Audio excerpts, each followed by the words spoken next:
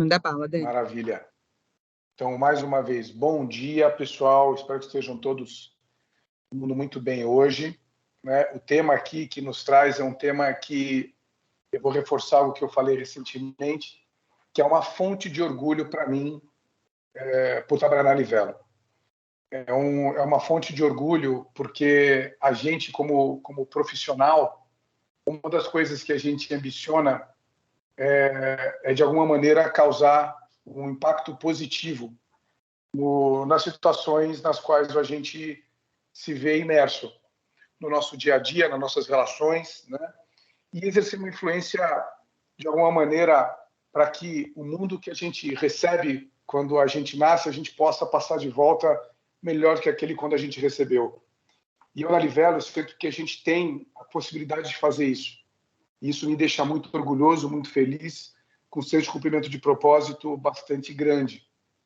E o que a gente está fazendo hoje aqui, falando sobre diversidade, falando sobre o aspecto que a gente vai falar já, é uma das formas pela qual a gente consegue ganhar repertório, a gente consegue aprender, a gente consegue discutir. Com isso, a gente não apenas ser profissionais, né, melhores e mais completos, mas sermos pessoas, seres humanos melhores. Então, isso é uma coisa que me orgulha muito e eu fico muito agradecido por estar aqui, por ter essa oportunidade, nesse caso, o privilégio de fazer essa abertura do dia de hoje com vocês.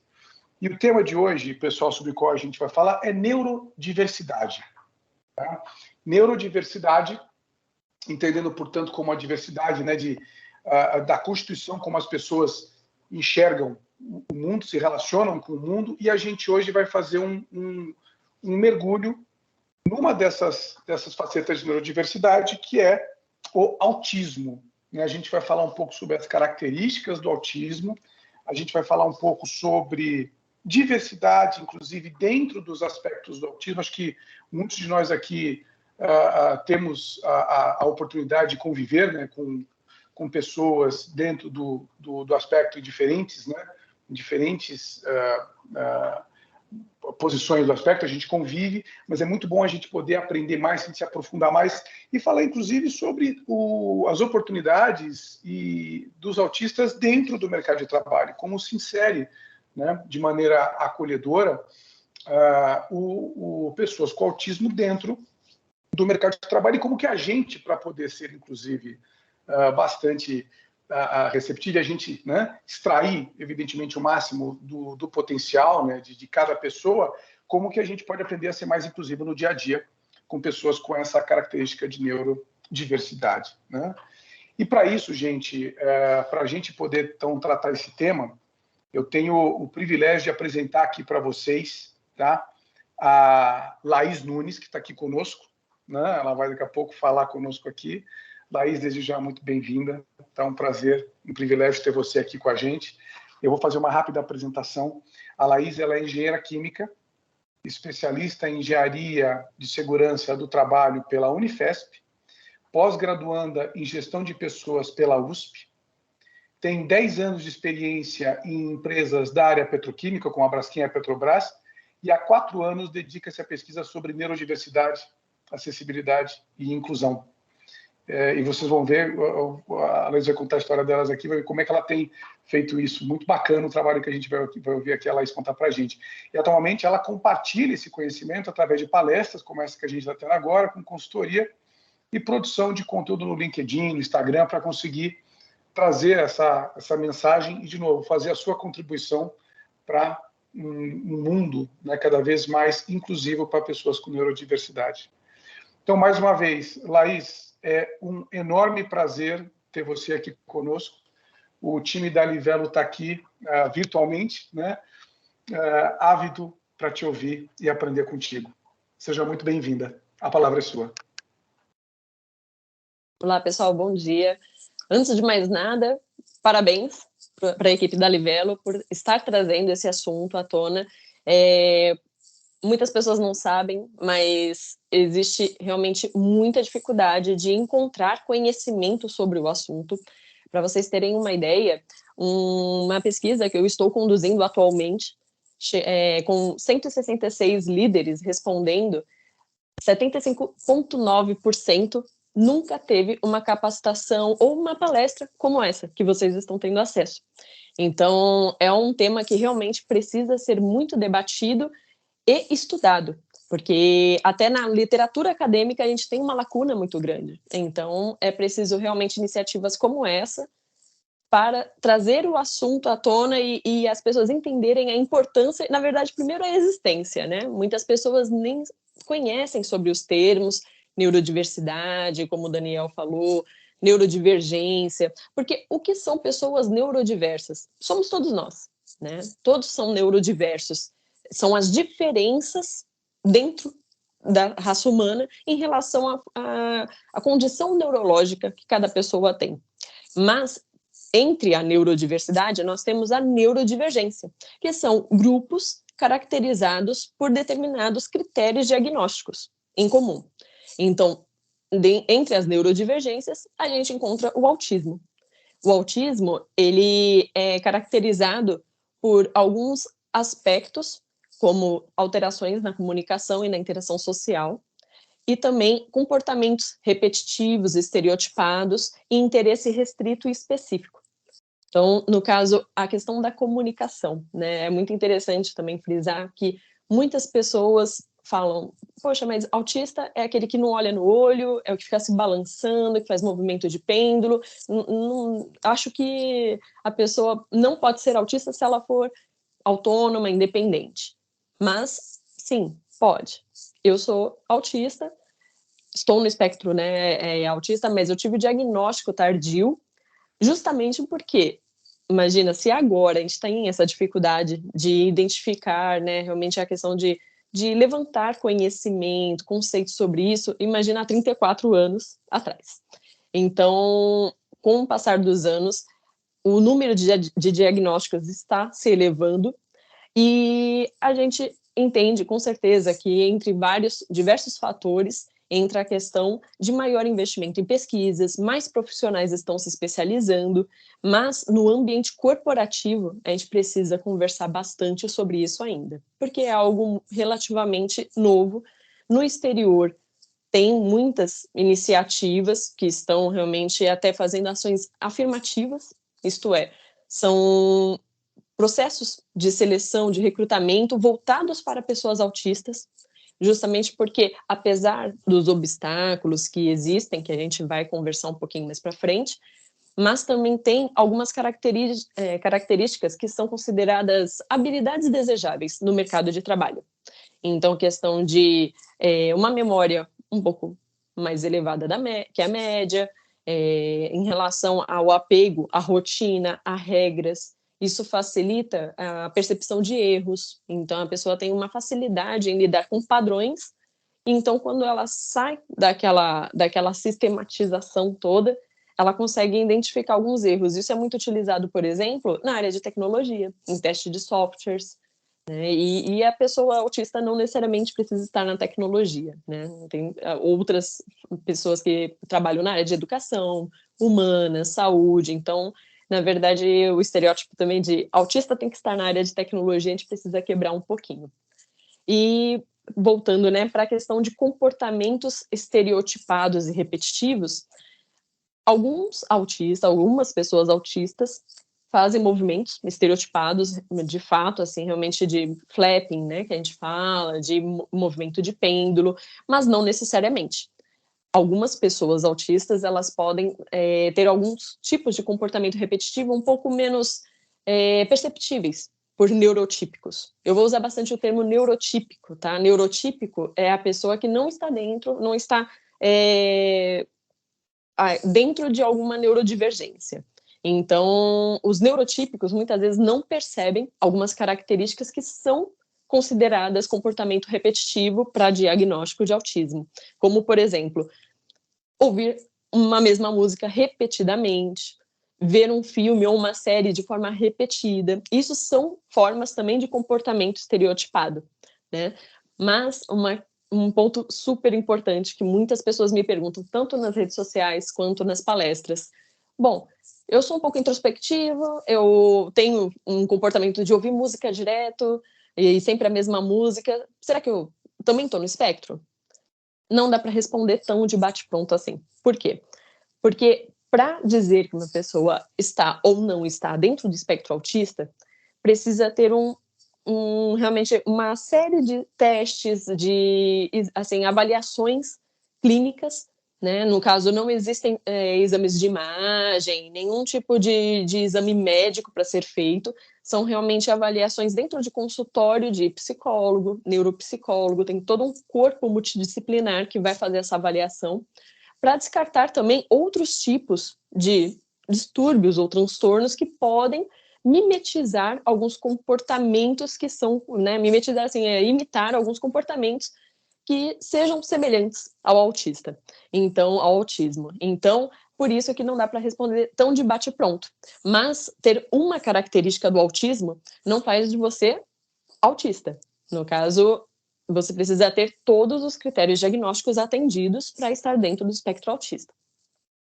E em relação à questão das alterações na comunicação e interação social, que eu tinha falado também anteriormente, não podemos pensar que o autista ele sempre vai ter dificuldade de falar, ou então ele sempre vai ser não verbal, né? Ou então, se falar, não fala com tanta qualidade em relação à troca mesmo, à comunicação.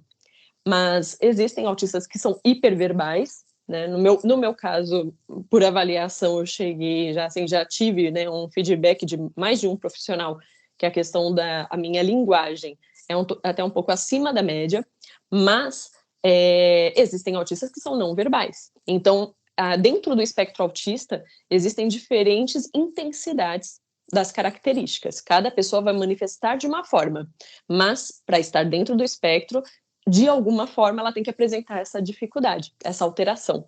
No meu caso, se vocês me chamarem para um show de stand-up, é dinheiro jogado fora, porque eu muito dificilmente assim, consigo achar graça ou humor. Eu não realmente, para mim, é meio complicado. Mas não por não entender, é questão do humor em si, eu não vejo graça, né? Não menosprezando os profissionais, né? Eu até falo, poxa, eu vou falar isso em palestra e todo mundo vai achar que eu tô falando, pô, o cara é sem graça. Mas é que para mim realmente não tem muito sentido. Então, é isso, assim, cada pessoa vai reagir de uma forma, manifestar de uma forma.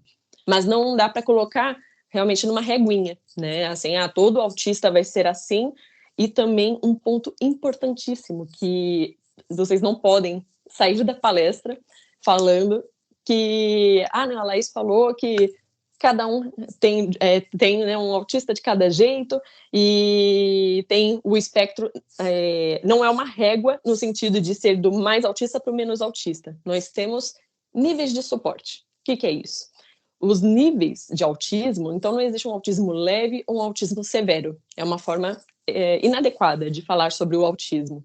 O autismo é dividido por níveis de suporte. Então, no caso, o nível 1 de suporte, a pessoa não é que ela seja menos autista, ela demanda menos suporte, menos apoio para fazer as atividades, para ter autonomia. No caso, e assim, né, no nível 2 já demanda um pouco mais de suporte, nível 3 a pessoa pode precisar de, assim, realmente um apoio até para necessidades fisiológicas, né, no sentido de higiene pessoal. Então, já é uma condição um pouco mais complexa e que demanda também avaliação, às vezes, de outros distúrbios associados, né? Às vezes, algumas pessoas que não conhecem ou não convivem com o autista confundem um pouco autismo com deficiência mental ou intelectual. O autismo ele não é uma deficiência nem mental nem intelectual. A pessoa autista ela é considerada, para efeito legal, ela é considerada uma pessoa com deficiência, mas não é uma deficiência intelectual necessariamente. Ela pode ter associada à deficiência intelectual, mas ela pode também ser superdotada. Então, depende da pessoa, realmente, cada pessoa vai manifestar de uma forma e ter comorbidades, que a gente chama, né? Que são essas condições neurológicas associadas também. Então, por isso que eu falo que realmente a diversidade dentro do espectro é muito grande, grande mesmo, assim, realmente você vai encontrar desde a pessoa que tenha muitas necessidades de diferentes terapias e vai encontrar a pessoa que consegue de alguma forma, navegar nesse mundo neurotípico. Mas um ponto a se considerar que é muito importante: pessoas nível 1 de suporte não necessariamente têm a vida muito tranquila. Por quê? Para vocês terem uma ideia, tem uma estatística de que, infelizmente, pessoas de nível 1 de suporte, elas têm até 9 vezes mais chances de cometer suicídio comparado a neurotípicos. Por que isso? Pensem assim, uma pessoa autista, nível 1 de suporte, ela tem percepção do meio, ela sabe que ela está sendo julgada pelas diferenças, pelos comportamentos, por vezes, excêntricos, vistos pelo neurotípico, e a pessoa se cobra, ela se julga de, não, eu tenho que estar em pé de igualdade com o neurotípico. Então, imagina essa cobrança interna e externa também, porque muitas pessoas olham e falam, poxa, mas você é muito normal para ser autista, né? O normal, né? Que a gente realmente, uma vez a gente conversando e estudando e aprendendo sobre neurodiversidade, a gente começa a questionar muito. O que é essa normalidade? Então, é um ponto realmente a se pensar, porque a questão, e daí entra que o autismo leve, na verdade, não existe, porque tem diferentes formas. Eu falo que, assim, não é que uma pessoa que tenha muitas deficiências, ela está realmente, assim, numa situação igual à minha. Ninguém é igual a ninguém, essa é a verdade, né? E a gente pensando que a verdade é que existem diferentes formas de dificuldade, mas não existe mais ou menos difícil, né? Às vezes uma pessoa que é neurotípica, mas tem um transtorno de ansiedade, por exemplo, ela pode estar numa situação muito mais complexa que a minha, em um dado momento, em uma dada fase da vida.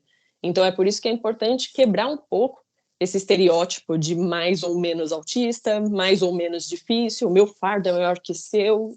Não, acho que é importante o conhecimento e se libertar um pouco dessa questão do julgamento, certo? E em relação ao diagnóstico tardio, é uma coisa muito interessante. Muita gente me pergunta, poxa, Laís, então até os seus 30, eu fui diagnosticada aos 30 anos autista, né? Então, 4 anos atrás. E aí, muitas pessoas me perguntam, bom, então até os 30 anos, você não sentiu nada, não percebeu nada. A verdade é que eu sempre senti algumas diferenças. Então, por exemplo, né, de forma bem sucinta, quando eu era bem pequenininha, demorei para falar. Eu falei após os 3 anos de idade. Eu entendia tudo, segundo a minha mãe, segundo os vídeos que ela conseguiu fazer de mim, que naquela época a gente não tinha, né, tanto acesso à câmera, mas ela chegou a filmar bastante até. E eu demorei para falar. Quando eu falei, aí também disparei a falar. Então, assim, tive um delay para iniciar, né? Mas depois eu não tive dificuldade com a fala. E em relação à socialização com os pares de idade, entra a questão também que a gente fala de interação social, que é um dos critérios diagnósticos. No caso, para mim, qual que era a dificuldade? Eu não conseguia brincar de faz de conta, então isso é uma forma também de interação social já um pouco dificultada, porque para mim não fazia sentido. Uma vez a professora chamou minha mãe para conversar, porque ela falou assim, poxa, mas eu falei para Laís trazer uma boneca no dia do brinquedo, e ela me respondeu que não queria balançar um pedaço de plástico. Tem como a senhora conversar com ela? E eu tinha 6 anos. E aí, no caso, a minha mãe falou, conversar sobre o quê? É o jeito dela, né? Naquela época, realmente não tinha tanto acesso à informação. Meus pais, eu sou de origem muito simples, assim, a gente veio, né, de periferia, e não tinha, assim, realmente acesso à instrução e a profissionais que conseguissem ter essa percepção. Então, é por isso que eu falo que a gente sempre sente que é diferente. Isso são os inúmeros autistas adultos com quem eu converso, né? Tanto nas consultorias que eu dou, quanto em palestras também, que as pessoas vêm até mim e falam, não, eu também sou autista. E a maioria realmente já fala de forma assim, afirma bem realmente de forma intensa que eu sempre percebi, desde tenridade eu percebi. Eu só não sabia o nome.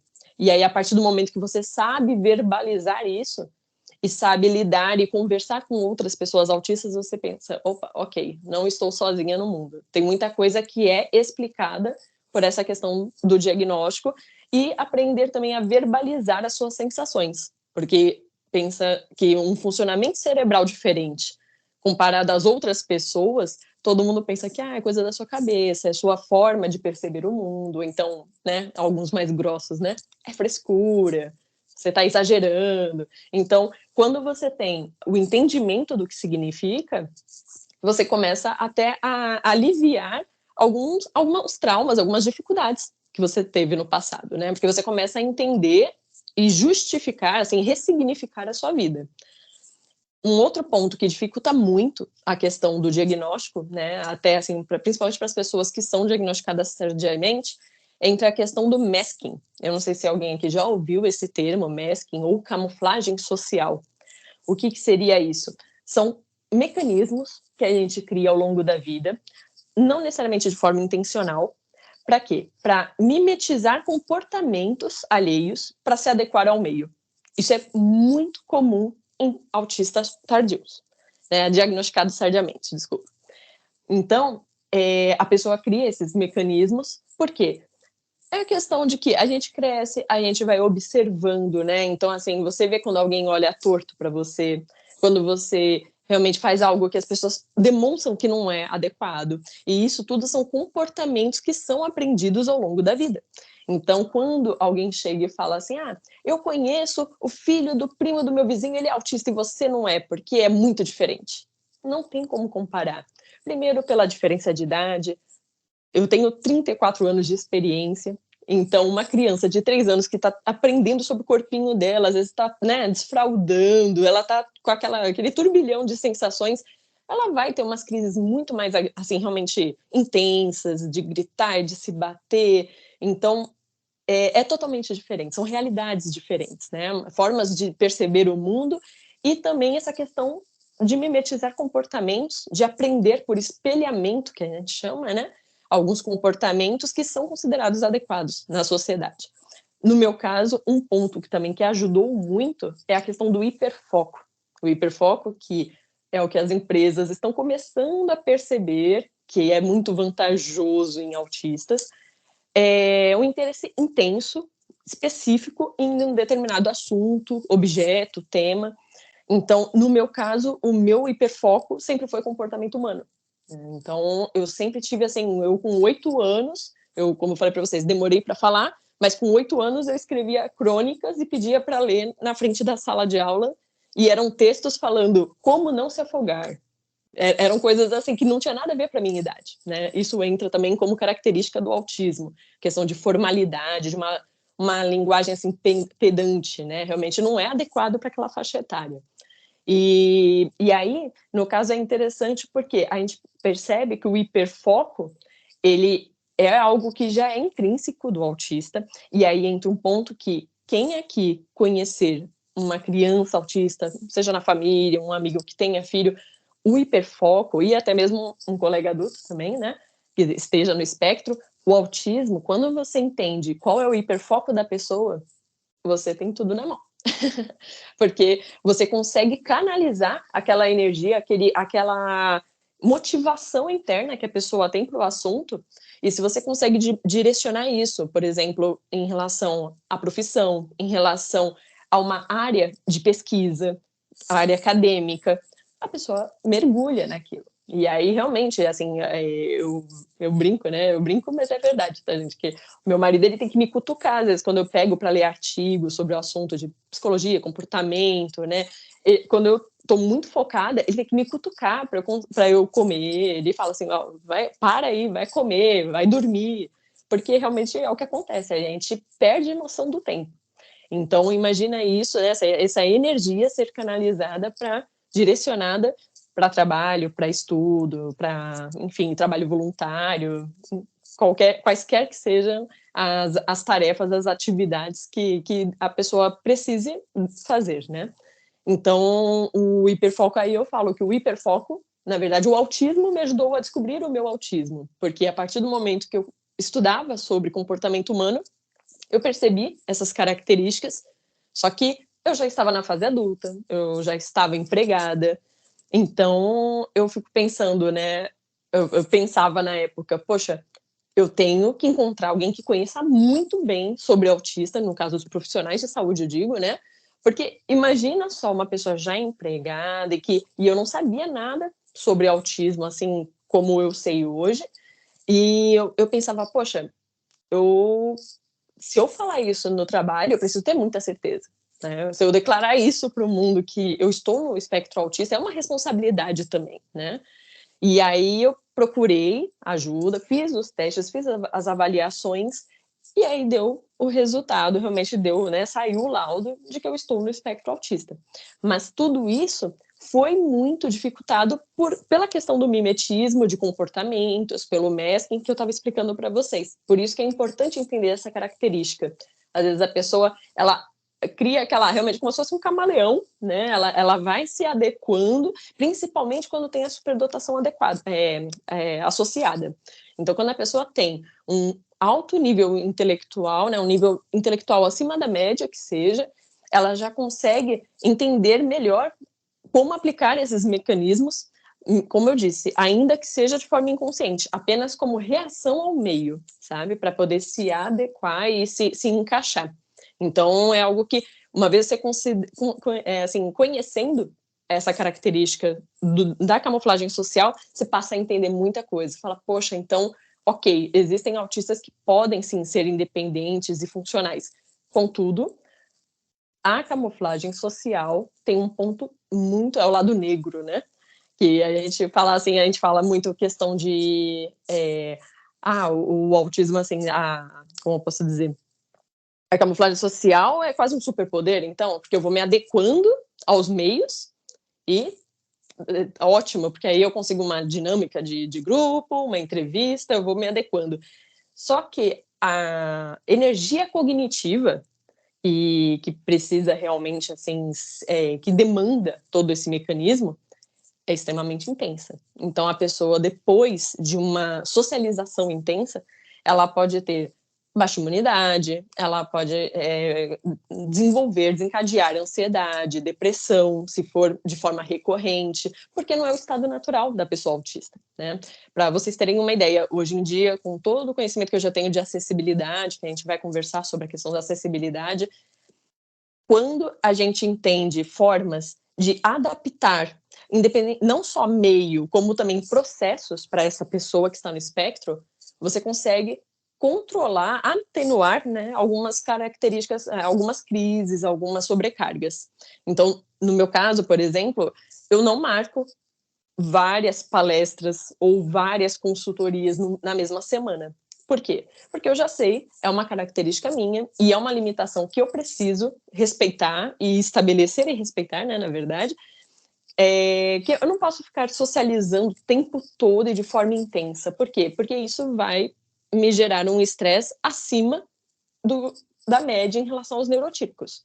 Então, eu já vou ter uma fadiga, assim, até o pessoal fala, né, antigamente o pessoal só me chamava de nerd, aí hoje em dia a gente já tem uma explicação, mas eu falava, poxa, ir num barzinho, numa balada, para mim é muito mais cansativo do que ficar estudando. Eu posso passar horas estudando e eu não me canso. Agora, se eu for num barzinho, numa festa infantil, que tem um monte de estímulos, né, assim, realmente muita cor, muita luz, muita criança gritando, às vezes, por vezes, chorando. Isso tudo são muitos estímulos e o pico de estresse é muito maior do que parar para estudar, por exemplo. Então, são, como eu falei desde o início, são formas diferentes de funcionamento cerebral. E a gente precisa aceitar isso e não ficar se cobrando tanto. Mas isso só vem com conhecimento e autoconhecimento, né? Uma vez que você passa a entender todo esse mecanismo, esse funcionamento, você fala, opa, peraí, então eu tenho um lado potencial a ser utilizado, mas eu preciso saber gerenciar essa energia, né? De forma que eu não tenha essa sobrecarga, e aí depois eu preciso de dias descansando por causa da fadiga social, que a gente usa muito esse termo na comunidade autista, que é a questão de você socializar tanto num nível que você fica com aquela fadiga, assim, a cabeça pesada, por vezes com dor de cabeça, com dificuldade até para se alimentar, porque realmente entra num estado assim muito forte de fadiga. E aí, se você pega um profissional que não conheça sobre o autismo, ele vai associar com depressão, ansiedade social, E aí, por isso que é importante essa conscientização também, entender como funciona o cérebro, né, realmente neuroatípico, e aí sim você entende, bom, tem causa e efeito, né? Eu, como engenheira, eu penso muito em causa e efeito, e é justamente isso. Em todo comportamento comunica. Isso é uma coisa que é outra coisa que precisa realmente sair bem firme dessa palestra, é a questão de todo comportamento comunica. Nada acontece por acaso. Então, se uma pessoa autista, ela entra em crise, ela tem uma sobrecarga, ela começa a ficar um pouco mais agitada, com certeza teve um gatilho, né? A gente fala assim que tem que tomar muito cuidado com a questão de, poxa, eu até fiz um artigo esses dias no LinkedIn e estava falando sobre isso mesmo, teve um seguidor que chegou para mim e falou, poxa, então, mas por que autistas surtam do nada? E aí, realmente, assim, eu não achei ofensivo, porque eu percebi que a pessoa estava genuinamente querendo aprender sobre, né? E eu acho que a gente precisa quebrar um pouco essa barreira de, a pessoa falou assim, então eu vou realmente, não, tá tirando sarro, tá tirando onda, não. Se a pessoa tá com vontade genuína de aprender, aí a gente explica. E, de fato, para o neurotípico é muito difícil perceber. Por que a pessoa entrou em crise? Ela estava do meu lado, estava tudo normal, tudo certinho no ambiente, do nada a pessoa entrou na crise. Então, o que aconteceu? E aí, sim, a gente adentra a questão da acessibilidade. A acessibilidade para a pessoa autista, ela é fundamental para a inclusão. Então, a maioria das pessoas, assim, esse mês de abril vocês estão ouvindo muito, né, vendo muito quebra-cabeça, todo mundo falando, inclua o autista, os autistas, aceite o autismo, mas como? Como incluir? Né? O ponto-chave é esse. A gente está falando muito, todo mundo, assim, grande parte das pessoas já entenderam que o autismo o autista é considerado uma pessoa com deficiência, é uma forma de diversidade, precisa ser incluso, mas as melhores práticas, as ações que devem ser tomadas para colocar esse profissional para dentro e permanecer com ele no mercado de trabalho, ou até mesmo na escola, em faixa etária, né, escolar, ninguém fala. E aí entra aquela questão, né, que eu até falei para vocês, o estudo que eu estou conduzindo é justamente sobre isso. Tem pouca informação acadêmica e ela não está chegando de maneira adequada aos profissionais, aos líderes, aos gestores, ao RH.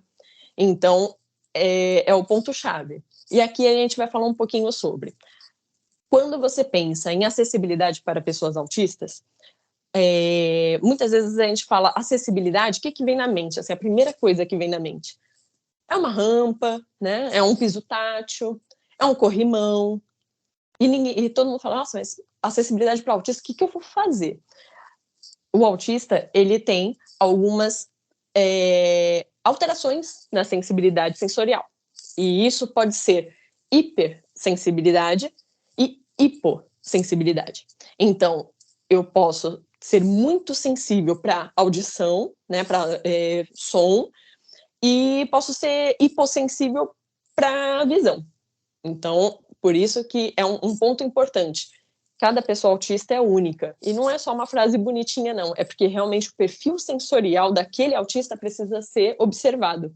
Então, o ideal é conversar com a pessoa para identificar como que ela pode realmente reagir àquele meio.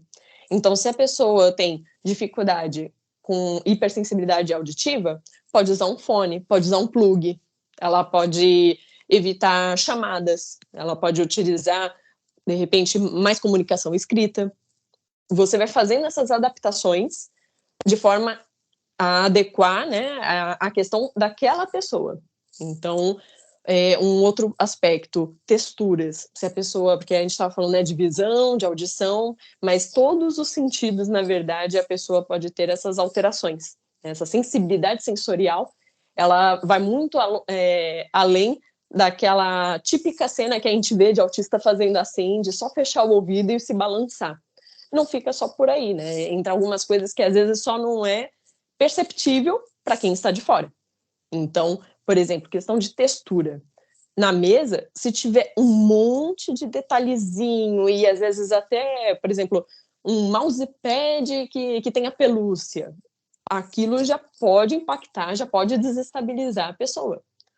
Se eu atendi uma família que os pais faziam, né? Eu sempre deixo claro que eu não sou profissional da área de saúde, eu lido com a acessibilidade no meio para a pessoa, no meio e na comunicação.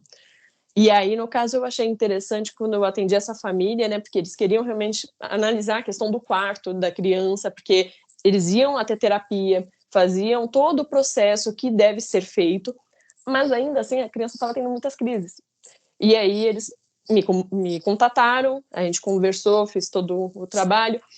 E aí, quando a gente chegou no quarto da criança, foi assim, né? Como pessoa autista, eu achei desesperador, porque tinha muita cor, muito estímulo, muita, assim, de forma clara, os pais estavam super bem intencionados para estimular a criança, só que estava um pouco a mais, né? Então, assim, no olhar deles e dos profissionais, estava excelente, porque era muito estímulo e a criança tem que falar, e ela tem que ler, e ela tem que isso, tem que aquilo, mas e o bem-estar dessa criança? As terapias são importantes, mas o prazo que a criança é exposta e eu falo criança, mas isso pode ser aplicado para adulto também, né? No caso, isso aí é realmente a acessibilidade é algo que pode ser aplicado independente de faixa etária, independente de meio, pode ser escola, universidade, em casa, trabalho, não importa. E aí, no caso, o que foi feito?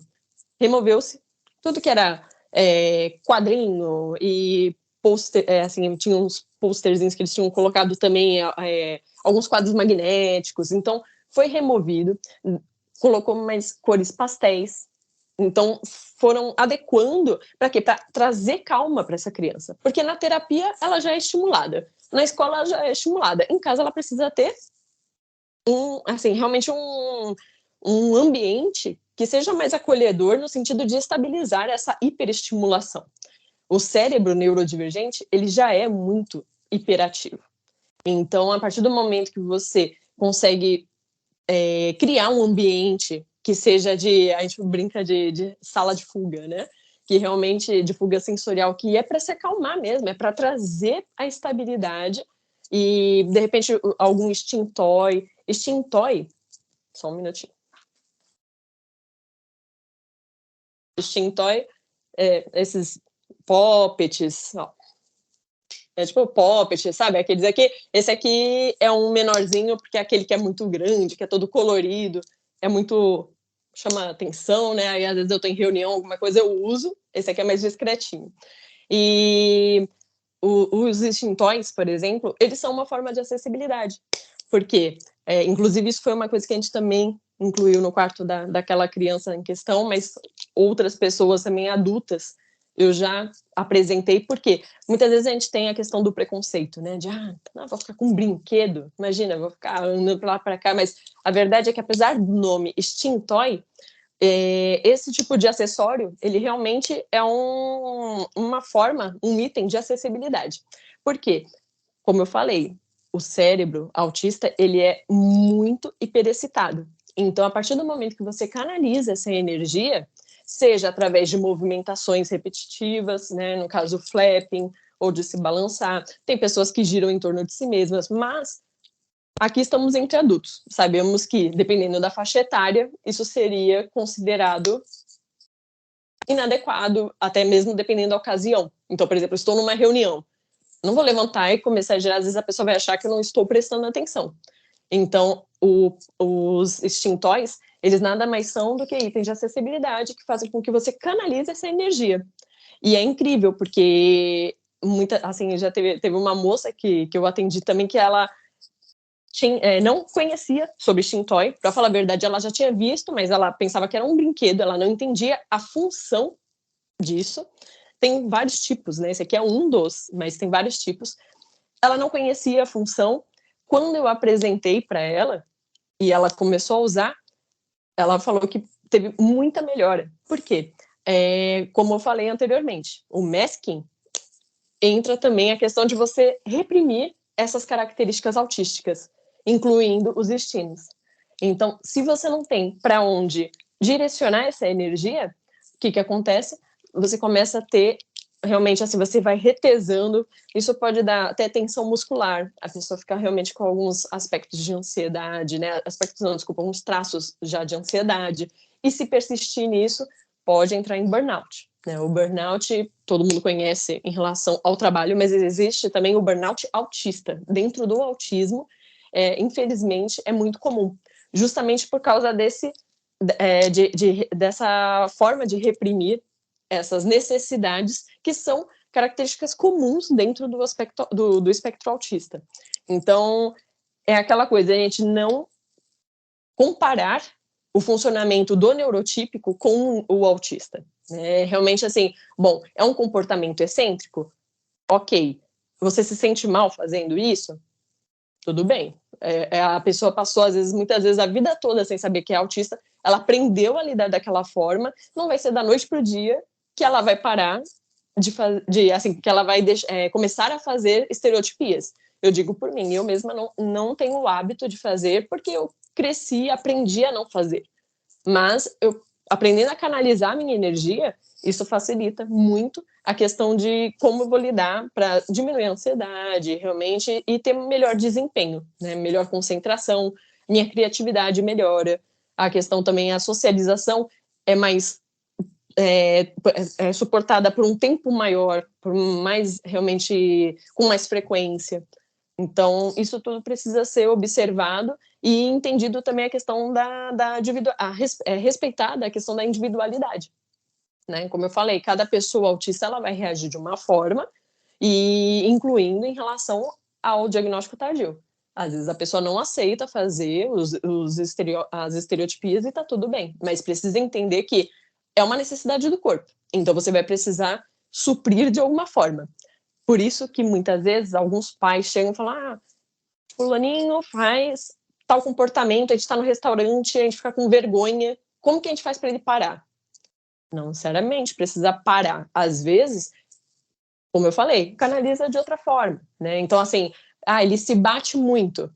Que tal ensinar para ele a bater as mãozinhas quando ele está ansioso? Às vezes ele está muito agitado e começa a se bater. É um comportamento inadequado. Se tem agressão ou agressão ao próximo, né? Autoagressão ou agressão ao próximo, precisa ser inibido. Mas não é só segurar a mão da criança e falar: não faz nada não, fica assim. Não pode. Porque aquela criança, ela pode até naquele momento aparentar que, nossa, parou de fazer estereotipia, tá tudo bem. Só que por dentro tá em ebulição. Ela tá realmente com aquela energia ali que realmente vai, a qualquer momento, vai estourar. Às vezes, numa adolescência, ela pode desencadear uma ansiedade, uma depressão, entre uma hiperatividade, não ter facilidade, né, com concentração, por exemplo. Então, não adianta negar o que é da natureza autista. Por isso que é importante pensar. Então, em relação às acessibilidades, né, a questão é conhecer essa natureza, esse diferente funcionamento cerebral. A partir do momento que a gente começa a desconstruir que todo o cérebro funciona igual e que quem age diferente é excêntrico e tem que ser modificado, não necessariamente. Às vezes existem técnicas para lidar com aquela forma de funcionamento cerebral e para a pessoa ser funcional dentro da maneira dela, né? A sua maneira. Então, a acessibilidade para o autista é importante, realmente, essa percepção é muito sutil, porque se você não conhece sobre autismo, como saber sobre tudo isso, né? Então, a partir do momento que você consegue compreender, eu falo que para o autismo tem dois remédios, é conhecimento e amor. É a questão realmente de você ser empático, tentar se colocar no lugar daquela pessoa, buscar, mesmo que não seja a sua realidade, a sua percepção, mas respeitar o que ela fala e o que ela está verbalizando ou até demonstrando. Se não for verbal, ela pode demonstrar através de comportamento ou comunicação alternativa. Então, é importante realmente ter esse cuidado, a questão do amor, né? E o conhecimento, que é conhecer quais são as características que vão impactar nessa troca, tanto na interação ou na comunicação social. E então, como vocês perceberam, assim, a questão de existem dois aspectos, né, que a gente lida. É a questão, tem duas esferas, a questão de aspectos sensoriais e aspectos atitudinais. Isso realmente são duas esferas que precisam ser muito trabalhadas. Se o ambiente está adequado, né, para a pessoa, tem diversas formas de adaptação que podem ser feitas, dependendo do perfil sensorial da pessoa, mas a questão também atitudinal, de aspectos atitudinais, são muito importantes. Então, além de tudo isso que a gente já conversou, entra uma questão também de como essa pessoa lida com a comunicação. Será que ela gosta ou prefere um tipo específico de comunicação? Eu digo por mim, eu sou bem tagarela, falo bastante, mas para receber informações, se forem várias instruções, né, assim, se não for algo curto, realmente algum comando curto, ok. Agora, se forem muitas instruções, eu prefiro por e-mail, eu prefiro por escrito, por chat, por WhatsApp. Inclusive, no meu trabalho, foi uma das orientações que eu falei com o meu chefe, né, uma das adaptações que eu falei com o meu chefe, que eu pedi, falei assim, olha, se possível, evita ligar quando for algo muito extenso. E aí a gente consegue conversar, e aí realmente o meu desempenho foi muito maior. Mas se eu não tivesse essas questões assim realmente mais claras para mim, eu talvez não teria tido um desempenho bom, e o meu chefe também não saberia como me ajudar, né, o meu líder, né, porque eu falo sobre isso, assim, realmente enfatizo muito, que o pessoal joga muita pedra, né, na liderança, no RH, e aí eu brinco, eu falo assim, gente, às vezes eles são tão vítimas quanto vocês, porque a informação não chega, então é importante também a gente ter essa ponte, esse canal aberto, né, de comunicação. E às vezes a gente buscando informação e chegando para conversar, às vezes a pessoa está até aberta a ouvir. Então essa troca e entender o que é melhor para ambos os lados é muito importante, sem assim, evitando julgamentos, né? E ainda sobre os aspectos atitudinais, um ponto também que é muito importante, a questão de como será assim, conduzidas, por exemplo, reuniões. Então, as reuniões, se elas têm apresentação, por exemplo, de PowerPoint e tal, como que são feitas esses slides, né? Se tem muita animação, tem muito brilho, tem muitos estímulos, né? O foco é sempre você identificar como você pode atenuar os estímulos. Lembrando que se for uma pessoa hipossensível, ou seja, a gente chama de sensorial seeker, né, que é aquela pessoa que busca sensações, o que acontece? Talvez essa pessoa, na verdade, ela precise de mais estímulos. Então, às vezes é uma pessoa que visualmente é hipossensível, aí você vai precisar adicionar estímulo. Então, você está na mesa dela, por exemplo, tem algum painel, alguma coisa, coloca umas cores, coloca figuras geométricas um pouco mais complexas, e são formas também de adaptação para intensificar, aumentar né, assim, essa performance no trabalho. Então, em relação à linguagem ainda, questão de adequar a forma de comunicação, né? Por exemplo, com o uso o ideal é evitar figuras de linguagem, como eu falei anteriormente, questão de humor, sarcasmo, claro, coisas assim, né, leves, que realmente você está conversando, a pessoa, como eu falei, por questão de experiência, já vai pegando algumas coisas, mas tem algumas formas de linguagem que são mais acessíveis, comandos mais curtos, realmente sem muito rodeio, né? Pessoas autistas são muito apegadas a padrões, é tudo muito sim, não, muito sistemático, muito metódico. Então, quanto mais, como dizem, papo reto, é melhor. Porque realmente você consegue ter essa troca de forma mais efetiva. E, assim, até em relação, por exemplo, intervalos de cafezinho, de ir numa copa, de bater um papo, não são todos, a gente não pode generalizar, mas grande parte das pessoas autistas não são muito chegadas em ficar batendo papo. Então, por exemplo, se a pessoa não vai na Copa conversar com você, não é porque ela te odeia, ou porque, né, não vou com a cara de fulano, não, é porque não é do perfil da pessoa, né? Então, assim, aí entra de novo aquela questão de não julgar o comportamento pela régua neurotípica. A pessoa, ela simplesmente tem uma outra forma de demonstrar, às vezes, uma amizade, até em relacionamentos amorosos também são outras formas de demonstrar. Cada pessoa vai ter a sua forma, até porque a trajetória, a experiência, o autista, ele não é só autista, ele é um ser humano, né? Então, assim, a trajetória, toda a história de vida vai moldando aquele indivíduo. Então, é importante ter isso em mente. Mas algumas coisas são muito incomum. Agora, em relação às habilidades desejáveis nesse profissional autista, na Austrália foi feito um estudo, o pessoal conseguiu avaliar, fizeram assim uma divisão de algumas equipes, né?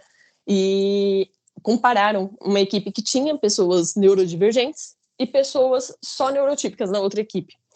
E fizeram um estudo por um determinado tempo de como seria o desempenho de cada performance, de cada equipe. A equipe que tinha pessoas neurodivergentes foi 30% acima comparado, né, o desempenho foi 30% maior do que a equipe que tinha só neurotípicos.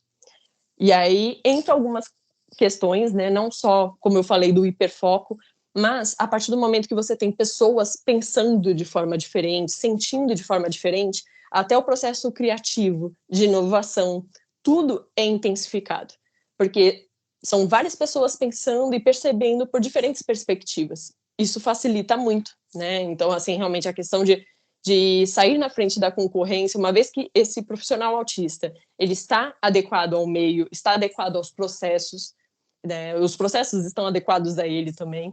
Isso faz com que essa pessoa ela possa produzir e tem um potencial, às vezes, até acima da média. Taxa de absenteísmo costuma ser muito menor quando bem adaptado. A questão também de turnover. O autista, ele gosta muito de rotina, de padrões, como eu falei. Então, se ele está adaptado àquela empresa, teve o cuidado de fazer esse processo realmente de adequação, o que acontece? O autista realmente a pessoa autista, ela vai se apegar àquilo. A partir do momento que o meio, o processo está adequado a ele costuma a ter realmente esse apego à rotina, aos padrões. É muito difícil ter esse turnover, é muito menor do que comparado. Isso são estatísticas, né, de algumas empresas que já estão realmente contratando pessoas autistas por causa dessas características. Então, são algumas estatísticas. Quem tiver curiosidade, até quiser entrar em contato comigo depois, assim, para eu mostrar também alguns materiais, é muito interessante, porque realmente é algo que já está se provando na prática, mas demanda essas adaptações, que muitas vezes são de zero ou baixo custo para a empresa, né? Praticamente não onera a empresa. Mas ainda tem a questão do estereótipo, do preconceito de, poxa, a adaptação vai ser muito difícil, eu vou ter que ficar com um psicólogo full time do lado da pessoa. Então, enfim, já tive vários questionamentos desse tipo. De como que a pessoa vai ter que ter um mentor ali obrigatoriamente do lado dela, porque ela não vai entender. Enfim, existe muito essa questão, realmente, o pré-conceito, né? Assim, de realmente supor que a pessoa precise de muito suporte, e não necessariamente. Às vezes, realmente, considerando essas características, você consegue aplicar nos processos e no meio que a pessoa trabalha, e ela, realmente, uma vez adequada, ela consegue deslanchar de forma bem interessante. Um aspecto positivo também é que lideranças que já têm contato com pessoas neurodivergentes, ela muitas vezes relatam que tem maior, como posso dizer assim, uma desenvoltura na comunicação com a equipe, o engajamento da equipe é muito maior. Até por conta, o próprio líder, ele acaba tendo que exercitar sua fala, né, a sua comunicação de uma forma muito mais integrada. Porque a partir do momento que tem diferentes cérebros, né, ali, diferentes tipos de cérebro ali, ele começa a entender que, opa, eu vou ter que realmente ser um pouco mais aplicado no sentido de articulação de ideias, de formas de verbalizar essas ideias e de engajar a minha equipe por conta disso. Então, até esse exercício que proporciona a neurodiversidade ali na equipe é muito interessante, é um ganho muito interessante, né? Os líderes, eles relatam que eles sentem esse desenvolvimento pessoal justamente por conta quando tem a neurodiversidade presente nas suas equipes. E em relação a, assim, né, dito tudo isso, aí eu vou conversar com vocês sobre como é feito o diagnóstico e qual profissional procurar, porque muitas vezes eu falo tudo isso e a pessoa fala, poxa, acho que eu tenho isso, esse detalhe, essa característica, eu queria saber por onde começar. Então, o diagnóstico, ele é feito, como eu falei anteriormente, por uma equipe multidisciplinar, mas um primeiro passo seria buscar um psicólogo, de preferência um neuropsicólogo, porque aí ele vai traçar realmente algumas características, identificar quais são os prejuízos que você tem no seu dia a dia. Muitas vezes podem parecer relativamente simples ou tênues, mas lá na frente pode ter alguma consequência, né? Então é importante realmente, se você tem essa dúvida, se você tem essa curiosidade, vale a pena fazer uma investigação, conversar com um profissional realmente, de preferência, que já tenha essa experiência, não só conhecimento, mas experiência em autistas adultos, porque como eu falei, a questão do masking, da camuflagem social, ela é muito sorrateira. Às vezes ela realmente pode confundir até mesmo os mais estudiosos, né? Então, a pessoa, quando tem experiência na prática mesmo com o autismo adulto, ela já consegue ir percebendo esses nuances.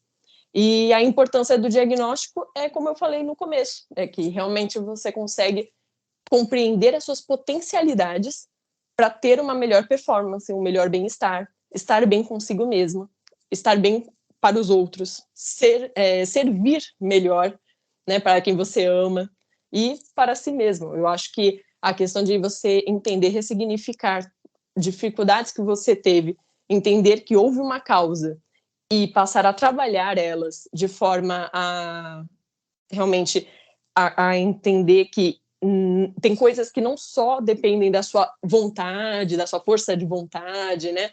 Tem algumas coisas que existem técnicas que você pode aperfeiçoar e aplicar na sua vida. Então, por tudo isso, eu acho que é importante, assim, quem tem curiosidade ou interesse, vale a pena procurar um profissional. E é isso aí. Agora, acho que podemos ir para as perguntas. Laís, muito obrigado. Assim, sensacional. Eu fui anotando um monte de coisa aqui. Tá? A gente está aqui agora, temos mais de 240 pessoas aqui, do Grupo Elopano, da Livelo, da Lelo, das empresas do grupo, e a gente está tendo muitas interações aqui no chat. Enquanto você vai falando, não apenas tem algumas perguntas, como tem também muita troca de informação. O pessoal aqui está curtindo demais, aprendendo muito. Eu anotei muita coisa aqui. Vou falar algumas coisas que me chamaram a atenção aqui, que eu fui anotando, né? A questão do hiperfoco, achei muito interessante que você falou do hiperfoco, interessante isso. A questão da hiper e da hipossensibilização e os cuidados que tem que se ter com isso, né? Como você dá os estímulos adequados, né? Ou você retirar, ou você aumentar estímulo conforme a necessidade. Achei alarmante aqui a questão que você falou, né? Da questão da probabilidade, né, de um suicídio, assim, a questão do burnout, né, achei muito interessante, muito importante a gente saber isso. E você aqui, inclusive nas perguntas, já falou um pouco sobre como tornar, né, o ambiente mais acolhedor, né, como você fazer com que a pessoa se sinta melhor, tanto do ponto de vista de aspectos sensoriais quanto atitudinais, né, e achei interessantíssimo também o papo reto. Quando você falou papo reto é o melhor, da melhor maneira, né, talvez não seja uma pessoa muito fã de papo de corredor e tal. E a questão aqui do diagnóstico que você falou também, que é uma pergunta específica. Eu vou agora aqui passar um pouco pelas perguntas, tá? E, pessoal, por favor, também quiserem complementar, a gente tem aqui um compilado, vou fazer algumas, né? Tem uma pergunta aqui sobre a questão do diagnóstico, tá? Vou fazer portanto, um vínculo com o que você acabou de falar. Existe um momento, digamos assim, mais adequado, um momento onde existe um diagnóstico mais preciso, um momento mais, digamos assim, o diagnóstico é mais, a partir do momento que ele seja feito, né, ele consegue que a pessoa seja acolhida e inserida, né, nos cuidados específicos de uma maneira mais positiva para a vida dela ou não? Quer dizer, como é que funciona essa questão do diagnóstico no teu entendimento? Então, o diagnóstico, eu falo que o melhor... Essa é uma pergunta bem recorrente e importante. E eu falo que o diagnóstico, o melhor momento é agora. Então, é o presente. Né? Então, a pessoa desconfiou, é importante correr atrás. Por quê? Se é na fase da infância, a criança tem oportunidade de começar do zero, porque até cerca de 3, 4 anos, a neuroplasticidade, ou seja, né, a facilidade de se adequar é muito mais fácil. Então, realmente é um item, né? É um aspecto facilitador. Então, é importante, mesmo que não tenha o diagnóstico fechado, porque muita gente pensa assim, poxa, mas e se diagnosticar errado e depois vai ficar com esse rótulo?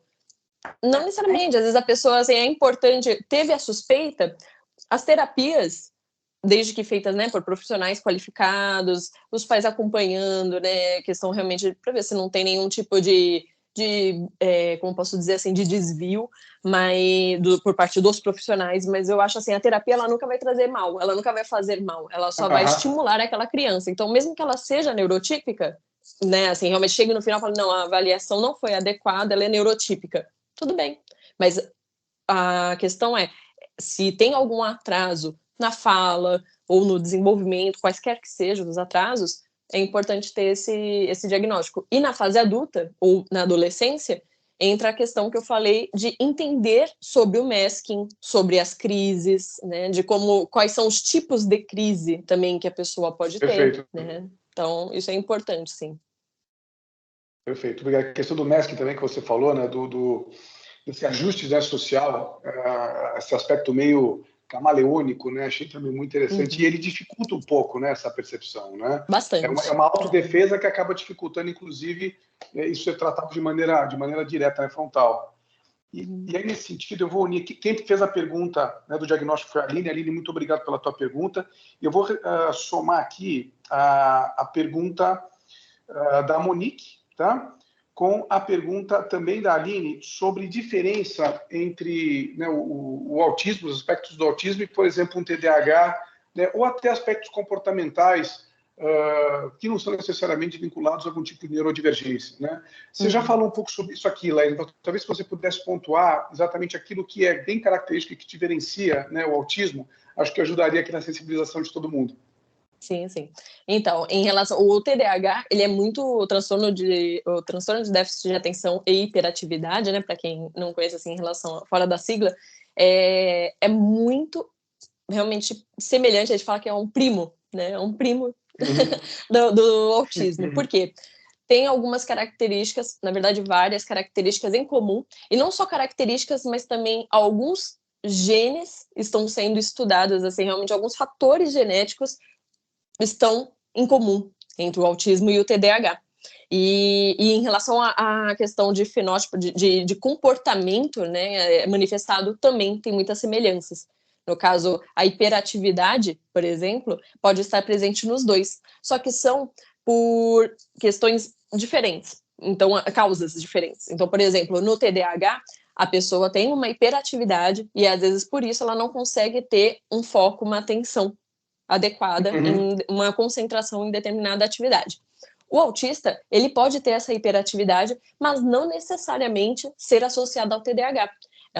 A pessoa autista, ela pode ter essa hiperatividade, por exemplo, num ambiente, uma sala de aula que tenha muitos estímulos. Ela vai ter aquela agitação, ela vai ter dificuldade de concentração, mas a causa primária são os estímulos. Então, isso a gente consegue, tem algumas características que a gente consegue ir separando. Em relação ao autismo, o que é muito característico do autismo como eu falei, né, a questão dos critérios diagnósticos, tem 3 critérios que precisam estar presentes, que são alteração na comunicação e na interação social, e a questão dos comportamentos estereotipados, repetitivos, e o interesse específico. Então, uma pessoa que não socializa ou não se comunica muito bem, não é só por isso que ela vai ser autista. Ela precisa ter esses traços comportamentais associados. Perfeito. Pessoal, espero que tenha ficado claro aqui.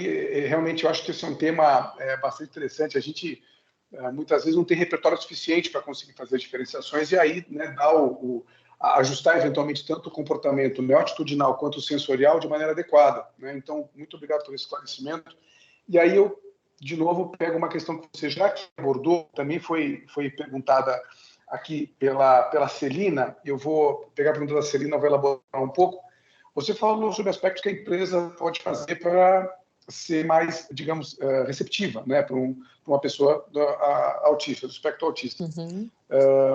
Como que você entende que a empresa pode fazer a integração de uma pessoa, né, dentro do seu espaço, nos seus processos, no seu dia a dia, né?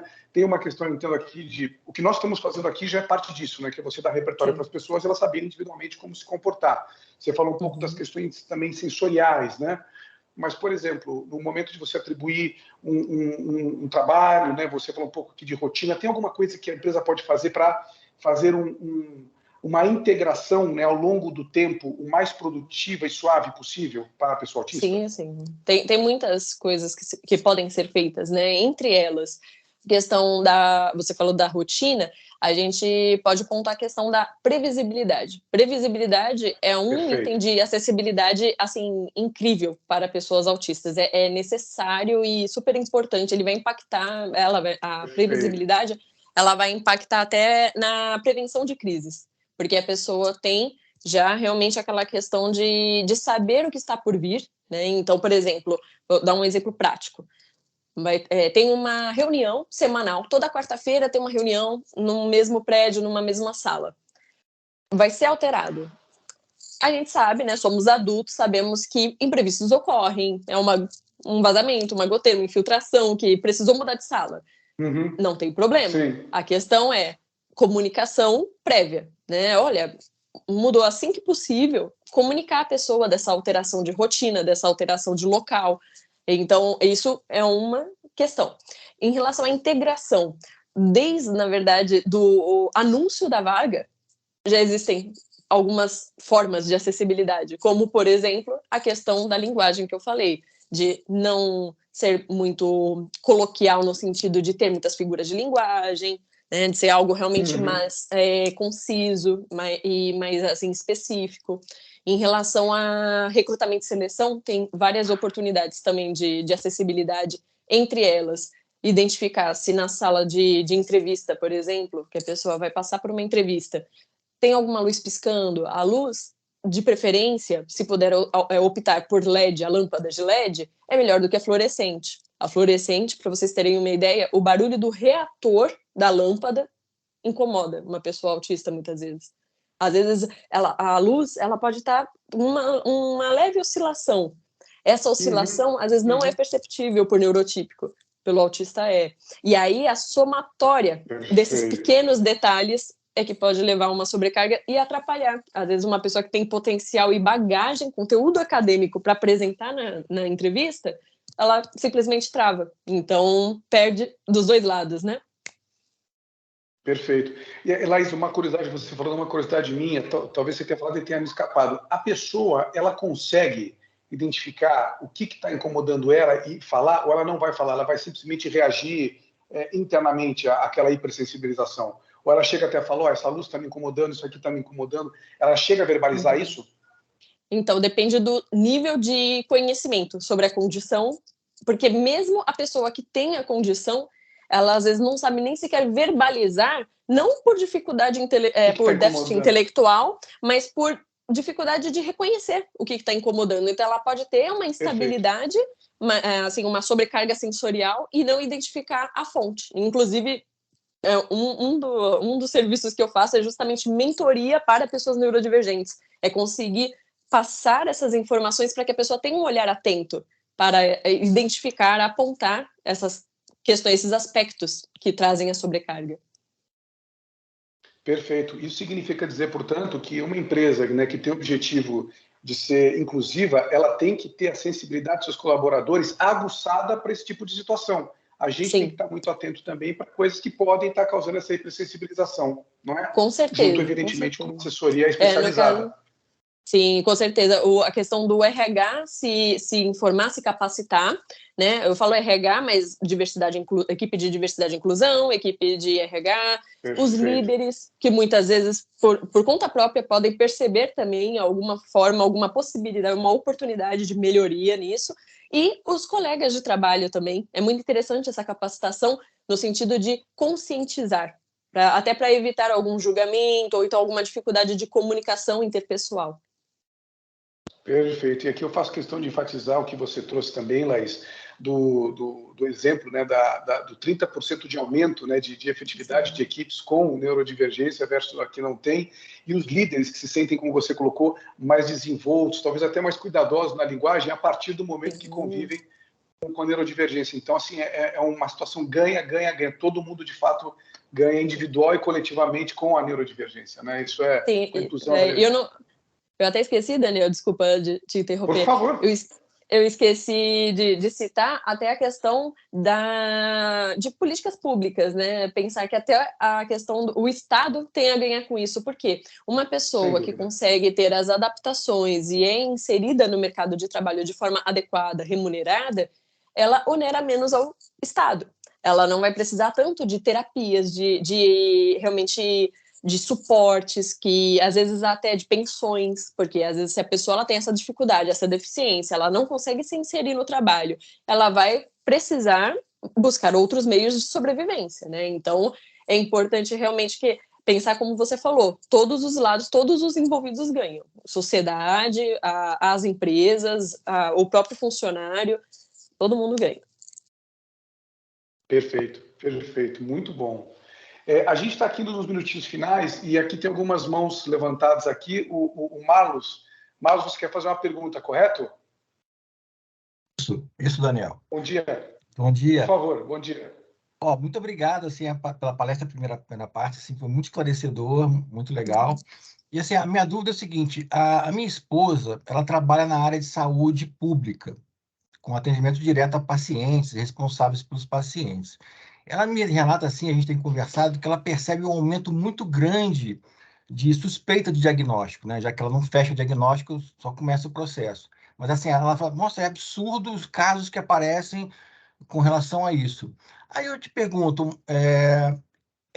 há meios hoje de você chegar e traçar assim, por que existe esse crescimento, se tem alguma origem desse crescimento, ou não, esse crescimento ele é sempre plano, está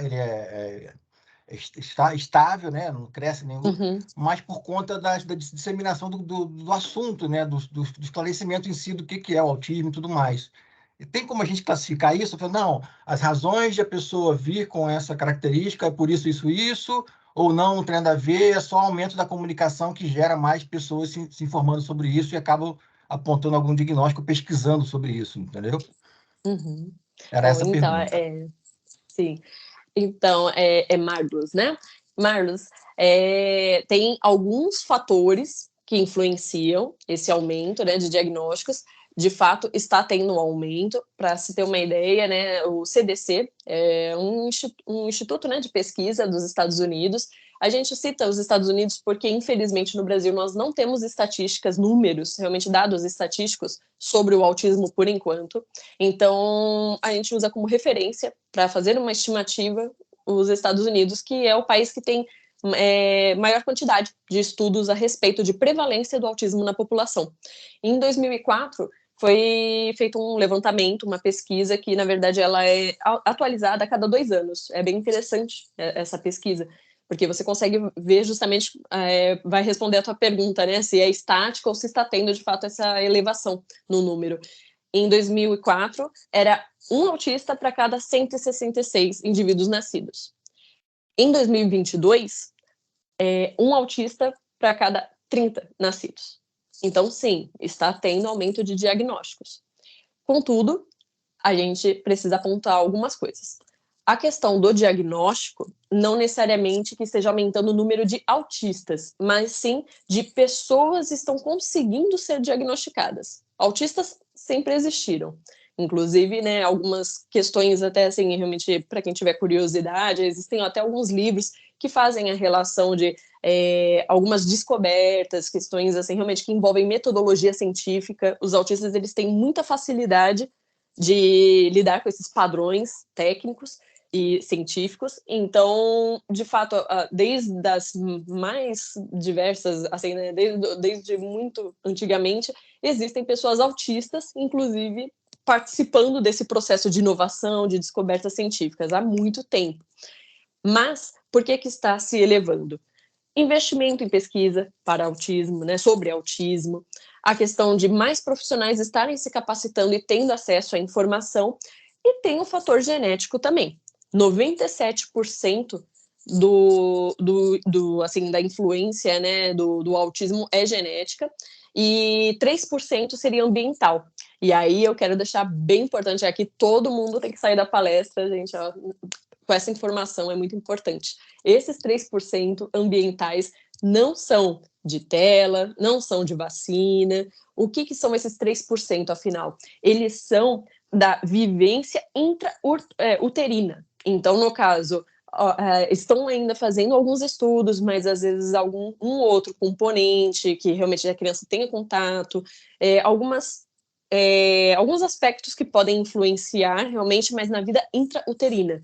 Então, não se culpem se vocês têm filhos autistas, ou, né, ou se são autistas, não culpem seus pais de realmente deixaram muito em tela, ou então, enfim, N situações que hoje em dia tem muita fake news, né, de dizer que a pessoa desenvolveu o autismo. Não, a pessoa já nasce autista. E essa questão da genética tem um forte fator de herdabilidade. Então, pessoas autistas têm uma tendência maior a ter filhos autistas.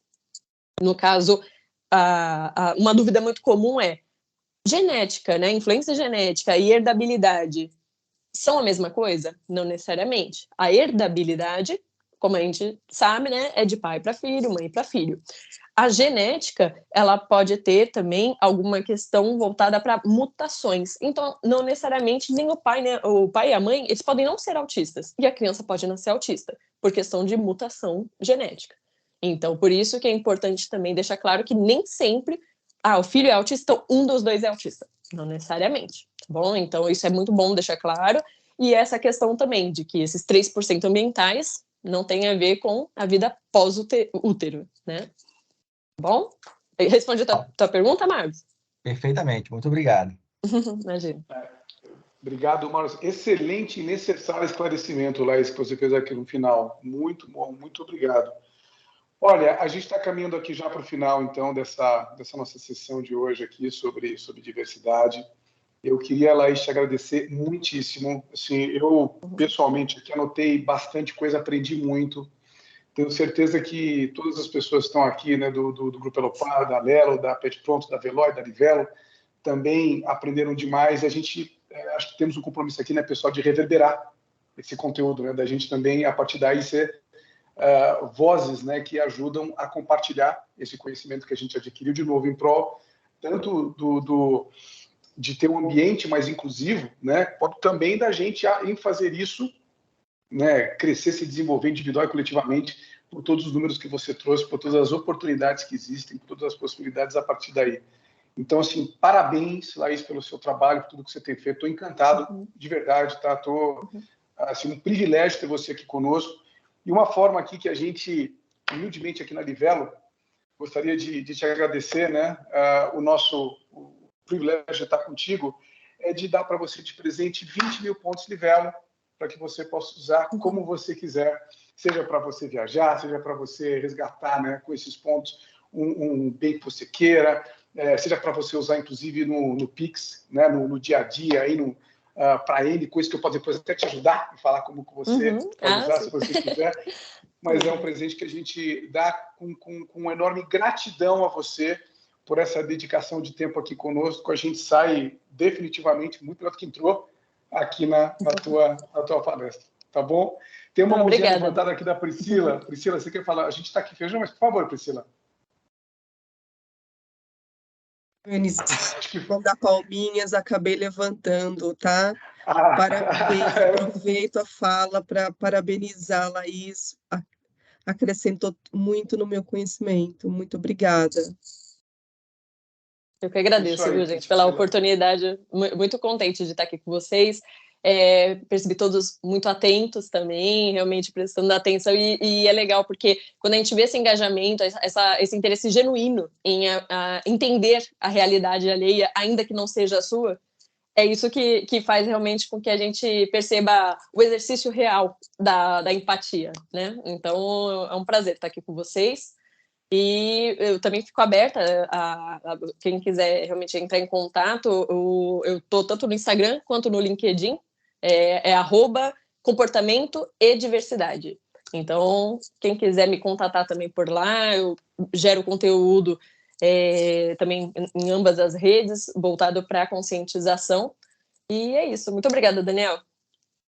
Laís, obrigado. Estão chovendo agradecimentos aqui no chat, tá? Que bom que você falou isso. A Rosana Dalelo tinha me pedido seu contato já, você aqui já viu, a gente vai passar também mais detalhes. E, pessoal, encerramos por hoje. Muito obrigado, pessoal. Valeu. Laís, parabéns, obrigado. Até uma próxima ocasião, quem sabe, para a gente voltar a falar sobre esse tema. E a todos aqui, até o nosso próximo Sessão de Diversidade. Valeu. Tchau, pessoal. Tchau, pessoal. Obrigada. Obrigada. Tchau, tchau. Tchau, boa tarde. Tchau, gente. Tchau, pessoal. Boa tarde.